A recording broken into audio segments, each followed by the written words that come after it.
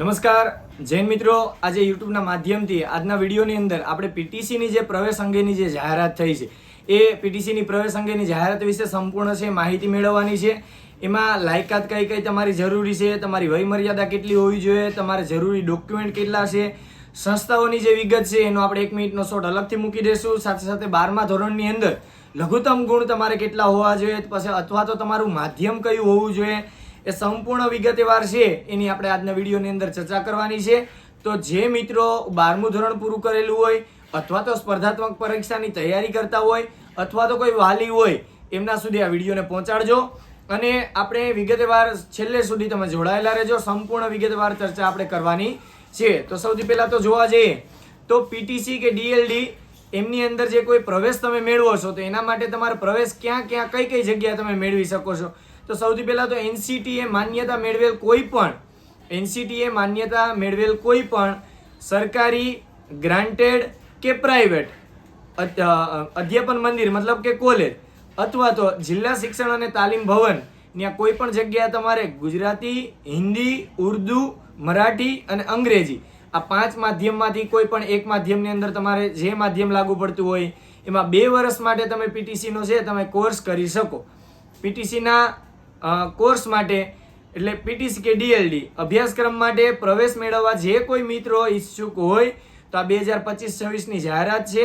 વિકેન્દ્રીકૃત પ્રવેશ નીતિ મુજબ સંસ્થાઓની સીધી જ અરજી કરવાની રહેશે. એટલે તમારે જે કોલેજમાં તમારે એડમિશન લેવું છે, પ્રવેશ મેળવવો છે એનો સીધો જ તમારે કોલેજનો સંપર્ક કરવાનો રહેશે. એટલે ત્યાં તમારે સીધું શું કરવાનું છે તો ત્યાંનું અરજી ફોર્મ છે, અરજી ફોર્મ ભરવાનું છે અને જમા કરવાનું છે. પ્રાથમિક શિક્ષણ નિયામક શ્રીની કચેરીની વેબસાઇટ તમને આપેલી છે gujarat-education.gov.in/primary. બરોબર, આ વેબસાઇટ પર તમામ સંસ્થાઓની જે 95 જેટલી સંસ્થાઓ છે એમાં સરકારી આવી ગઈ, ગ્રાન્ટેડ આવી ગઈ, પ્રાઇવેટ આવી ગઈ, બરોબર, અને તાલીમ ભવનો જે છે જિલ્લા શિક્ષણ અને તાલીમ ભવન એ બધાની યાદી છે એ 95 જેટલી છે આ પોર્ટલ ઉપર મૂકી દીધી છે. અને સંસ્થા દ્વારા નિયત કરવામાં આવેલ નમૂનામાં ફોર્મ ભરી અને અરજી કરવાની રહેશે. એટલે તમામ કોલેજોના અલગ અલગ ફોર્મેટ હોય ફોર્મના કે આ રીતે ફોર્મ ભરીને દેવાનું તો એ તમારે ત્યાં જમા કરવાનું રહેશે. ઉમેદવાર એક કરતાં વધુ સંસ્થામાં પણ અરજી કરી શકશે અને ઉમેદવારને મેરિટના ધોરણે પ્રવેશ આપવામાં આવશે. એવું નથી કે કોઈ એક કોલેજમાં જ તમારે એડમિશન લેવું તો ત્યાં જ અરજી કરો. બધી કોલેજમાં તમે તાર કરી દો, બરોબર. એટલે તમારે જેટલી કોલેજમાં અરજી કરવી હોય એક કરતાં વધારે સંસ્થામાં પણ તમે અરજી કરી શકો છો. અને જ્યારે મેરિટ લિસ્ટ બહાર આવશે ત્યારે મેરિટના ધોરણે તમને એડમિશન પ્રવેશ છે આપવામાં આવશે. તો આ પ્રવેશ માટે આ પ્રવેશ મુજબની સૂચનાઓ હતી. હવે જોવા જાય તો પ્રવેશ મેળવવા જેટલા પણ ઈચ્છુક મિત્રો હોય 12મા ધોરણ પછી તમે કરી શકો છો. વયમર્યાદા, લાયકાત, માધ્યમ, પછી અનામતની બેઠકો કેટલા ટકા ફાળવણી એ બધી આપણે વિગતે ચર્ચા કરીશું. તો સૌથી પહેલા તો પીટીસી ડીએલડી ની અંદર જે મિત્રો ઉમેદવારી નોંધાવવા માંગે છે પ્રવેશ માટેની તો 29/5/25 થી 10/6/25 રવિવાર સિવાય એટલે આજથી લઈ આજે કેટલા વાગ્યે લઈને 11 વાગ્યાથી લઈ અને 5 કલાકે એટલે 29/5/25 થી લઈને 10/6 સુધી તમે 11 બપોરે 11 કલાકથી લઈ સવારના 11 કલાકથી લઈ અને સાંજના 5 કલાક દરમિયાન તમારે જે તમે જગ્યાએ પ્રવેશ મેળવવા માંગતા હોય ત્યાં તમારે જવાનું છે. 25 રૂપિયાનું તમારે રોકડા ચૂકવી અને તમારે 25 રૂપિયાનું એક ફોર્મ લેવાનું છે. એ ફોર્મ આખું ભરી અને તમારે મોડામાં મોડું 10/6/25 અને સાંજે 5 વાગ્યા સુધી તમારે જમા કરવાનું રહેશે. એટલે આ ખાસ યાદ રાખજો. તમે જે જગ્યા પ્રવેશ મેળવવા માંગતા હોય ત્યાંથી ફોર્મ મેળવવાનું છે 25 રૂપિયાનું. ત્યાં તમારે 10/6/25 સુધીમાં તમારે જમા કરાવવાનું રહેશે. અને જે પ્રવેશ મેળવવાનો ટાઈમ છે 11 થી લઈને સાંજના 5 સુધી. અને ફોર્મ જમા કરાવતી વખતે તમારે કઈ કઈ વસ્તુ જોડવાની છે તો જો જરૂરી ડોક્યુમેન્ટ વિશે વાત કરું તો જરૂરી ડોક્યુમેન્ટ બધાય પ્રમાણપત્રો, અસલ પ્રમાણપત્રો જેવા કે જ્યારે જમા કરાવો ત્યારે તમારે અસલ પ્રમાણપત્રો, પછી 12માની માર્કશીટ, 12માનું ટ્રાયલ, પછી લિવિંગ સર્ટી, તમે પીએચ કેન્ડિડેટ દિવ્યાંગ હોય તો દિવ્યાંગતાનો દાખલો અને તમારો જાતિનો દાખલો, ઓબીસીનો દાખલો હોય તો કેમ મારે એ રીતે આવે છે જાતિનો દાખલો, ટૂંકમાં જે જાતિ હોય તમારી એ જાતિનો દાખલો, આ બધું જ છે રજૂ કરવાનું રહેશે. તે અગાઉનું નોંધ, બરોબર. બીજું કે સામાજિક અને શૈક્ષણિક રીતે પછાત વર્ગના ઉમેદવારો એટલે જે નોન ક્રિમિનલ સર્ટિફિકેટ ધરાવે છે ઓબીસી કેન્ડિડેટ ઉમેદવાર તો 1/4/25 પછીનું નોન ક્રિમિનલ સર્ટી રજૂ કરવાનું રહેશે. એટલે 1/4/25 પછી તમે જે કઢાવેલું હશે એ જ તે તમારું ચાલશે. અને તે અગાઉનું નોન ક્રિમિનલ સર્ટિફિકેટ હશે તો તેની માન્યતા મુદ્દત હવે માની લો કે તમે 1/4/25 પહેલાનું માની લો કે તમારી પાસે હોય, એ પછીનું જ તમારે કઢાવવાનું છે જોડતી વખતે, પણ એ પહેલાનું હોય તો એની માન્યતા મુદ્દત છે, એની પૂરી થવાની તારીખ છે 31/3/26 સુધીની હોવી જોઈએ, એ પછી ન પૂરું થતું હોવું જોઈએ. ઈડબ્લ્યુએસ ના કોઈ કેન્ડિડેટ હોય તો એના માટેનું પાત્રતા પ્રમાણપત્ર આપણે કહીએ ઈડબ્લ્યુએસ સલ્ટી, તો એ 31/3/26 સુધીની સ્થિતિએ હોવું જોઈએ, એ મતલબ કે ત્યાં સુધીની વેલિડિટી હોવી જોઈએ. હવે આપણે વાત કરીશું સૌથી પહેલા તો લાયકાત જોવા જાય તો ઉચ્ચતર માધ્યમિક પ્રમાણપત્ર પરીક્ષા એટલે ધોરણ 12 ની પરીક્ષા છે વિજ્ઞાન પ્રવાહ, સામાન્ય પ્રવાહ, વ્યવસાય લક્ષી અને ઉત્તર બુનિયાદી પ્રવાહમાં ઉત્તીર્ણ કરેલી હોવી જોઈએ. એટલે 12મું ધોરણ છે તમે આ રીતે કમ્પ્લીટ કરેલું હોવું જોઈએ. સામાન્ય પ્રવાહ હોય, વિજ્ઞાન પ્રવાહ હોય, વ્યવસાય લક્ષી હોય કે ઉત્તર બુનિયાદી પ્રવાહ હોય, બરાબર. ઉત્તર બુનિયાદી અલગ અલગ શાળાઓ હોય એ રીતે. તો લાયકાત છે તમારી આ છે, મતલબ 12મું ધોરણ તમે કરેલું હોય એના પછી તમે આ પીટીસી ની અંદર પ્રવેશ મેળવી શકો છો.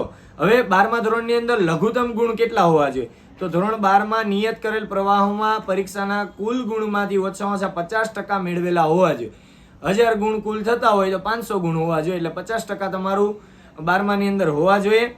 અને સાથે સાથે એવું કીધું છે કે અનામત કક્ષાના અનુસૂચિત જાતિ, અનુસૂચિત જનજાતિ, સામાજિક અને શૈક્ષણિક રીતે પછાત વર્ગ તેમજ આર્થિક રીતે નબળા વર્ગના ઉમેદવાર ઓછામાં ઓછા 45% ગુણ હોવા જોઈએ.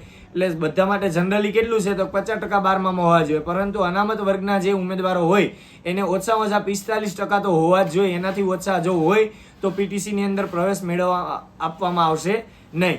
પ્રવેશનું માધ્યમ શું હશે? તો ઉમેદવાર જે માધ્યમમાં ધોરણ 10માં પરીક્ષા પાસ કરેલી હશે તે જ માધ્યમમાં પ્રવેશને પાત્ર રહેશે. મતલબ મેં ગુજરાતી માધ્યમમાં 10મું કરેલું હોય તો હું ગુજરાતી માધ્યમમાં જ તે પીટીસીમાં પ્રવેશ મેળવી શકો. પછી તમે એમ કહો કે હિન્દી માધ્યમમાં તો ઉમેદવારો ઓછા હોય ને જગ્યાઓ વધુ આવશે તો લાવો એમાં લઈ લે, એવું મળતું નથી. એટલે જે માધ્યમમાં તમે 10મું ધોરણ કરેલું હોય એ જ માધ્યમમાં તમે પીટીસી ની અંદર પ્રવેશ મેળવી શકશો.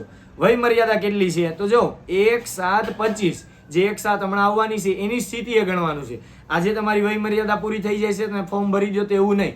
1/7/25 ના રોજ તમારી વય મર્યાદા છે 24 વર્ષથી વધુ ઉંમર ના હોવી જોઈએ. એટલે કેટલી ઉંમરના ઉમેદવારો છે ફોર્મ ભરી શકે? તો 24 વર્ષ. ઈ પણ કઈ તારીખ સુધીમાં હોવા જોઈએ? 1/7/25 ત્યાં સુધીમાં તમારા 24 વર્ષથી વધવા જોઈએ નહીં. સાથે સાથે તમને એ પણ કીધું છે કે અનામત વર્ગના જેટલા પણ ઉમેદવારો હોય એમાં અનુસૂચિત જાતિ, અનુસૂચિત જનજાતિ, સામાજિક અને શૈક્ષણિક રીતે પછાત વર્ગના એટલે બક્ષીવંશના કેન્ડિડેટ અને આર્થિક રીતે નબળા વર્ગના ઉમેદવારો છે એને 5 વર્ષની છૂટછાટ મળશે. 24 વર્ષ જનરલી બધા માટે છે, પરંતુ કેટેગરી અનામતનો લાભ લેતા હોય છે એને 5 વર્ષ વધારાની છૂટછાટ મળશે. એ મહિલા અને પુરુષ બંને માટે સેમ 5 વર્ષ જ રહેશે. એટલે 24 ને 5 29 વર્ષ સુધી છે તમે અનામતના ઉમેદવાર હોય તો 29 વર્ષ સુધી છે પીટીસીમાં પ્રવેશ મેળવી શકો છો. સાથે સાથે કોઈ મહિલા વિધવા ઉમેદવાર હોય, કોઈ માની લો કે મહિલા છે કે વિધવા ઉમેદવાર છે તો એને વધુમાં વધુ 33 વર્ષનું હોય, 33 વર્ષ સુધી છે એ પીટીસી ની અંદર પ્રવેશ મેળવી શકે. મહિલા નહીં, વિધવા ઉમેદવાર કોઈ હોય તો એના માટે. હવે અનામત બેઠકોની વાત કરીએ તો એસસી ને 7%, એસટી ની 15%, ઓબીસી ની 27% અને ઈડબ્લ્યુએસ ની 10% સીટો છે અનામતની ફાળવણી કરવામાં આમાં આવશે. સાથે સાથે કોઈ દિવ્યાંગ ઉમેદવાર હોય, વિકલાંગ, તો એની કેટેગરી જે કુલ કેટેગરી હોય એના 5% સીટો છે એ દિવ્યાંગ ઉમેદવારોને ફાળવવામાં આવશે. એટલે અનામતનો જે રેશિયો છે એ બધી મુજબ સીટો છે એ ફાળવણી કરવામાં આવશે. તો આ સંપૂર્ણ વિગત છે. પીટીસીમાં તમારે એડમિશન લેવું હોય તો એના માટેની છે. મેં સૌથી પહેલા કહી દીધું વય મર્યાદા 24 છે. અનામતના ઉમેદવાર હોય તો 5 વર્ષ તમને એક્સ્ટ્રા મળશે. જરૂરી ડોક્યુમેન્ટમાં તમને કહી દીધા કે 12માની માર્કશીટ, ટ્રાયલ, સ્કૂલનું લિવિંગ, દિવ્યાંગતા હોય તો એનો દાખલો અને પ્રમાણપત્ર, ટૂંકમાં જાતિનો દાખલો આટલું જોશે. નોન ક્રિમિનલ સર્ટિફિકેટ હોય તો 1/4/25 પછીનું કઢાવેલું હોવું જોઈએ, અથવા તો એની પહેલાનું હોય તો એની વેલિડિટી કેટલી હોવી જોઈએ? ઓબીસી નું અને ઈડબ્લ્યુએસ બંનેની વેલિડિટી 31/3/26 સુધી હોવી જોઈએ. બાકી લઘુત્તમ ગુણ છે 12માની અંદર છે તમારા 50% હોવા જોઈએ. અનામત વર્ગના આવતા હોય તો તમારા 45% ઓછામાં ઓછા એટલા તો હોવા જ જોઈએ. બસ આટલી વિગત હતી. તો આ મુજબ છે પીટીસીમાં કોઈ પ્રવેશ મેળવવા માંગતા હોય છે તો એના માટેની આખી પ્રવેશ પત્રની જાહેરાત થઈ ગઈ છે. આજથી જ ફોર્મ ભરવાની શરૂઆત થઈ જશે. તો એક વખત આખો વિડીયો છે જોઈ લેજો. હજુ કશું તમને ન સમજાય તો ચોક્કસથી કમેન્ટ બોક્સમાં રજૂ કરજો. અને આવનારા દિવસોમાં 10 વર્ષીય કેલેન્ડર જે રજૂ થયું છે એમાં જોવા જઈએ તો 1 થી 5ના પીટીસી કરો એટલે 1 થી 5માં તમે ભરી શકો, 6 થી 8માં ભરી શકો શિક્ષક બનવા માટે. તો 10 વર્ષીય કેલેન્ડરમાં 1 થી 5ની અંદર આંકડાઓ જેટલા પણ છે 63,000 શિક્ષકોની ભરતી થવા જઈ રહી છે. એમાં દર વર્ષે 5,000, 7,000, 5,000, 7,000 આટલી ભરતીઓ તો દર વર્ષીય 10 વર્ષીય કેલેન્ડર મુજબ આવવાની સંભાવના છે. આવે છે કે કેમ એ જોવાનું રહ્યું, પરંતુ 10 વર્ષીય કેલેન્ડરમાં આટલા આંકડાઓ છે. એટલે હાલ જો તમે પીટીસીની અંદર પ્રવેશ મેળવો છો તો આવનારા સમયમાં તમારા માટે એક સુવર્ણ શિક્ષક બનવા માટેની તક બની શકે છે.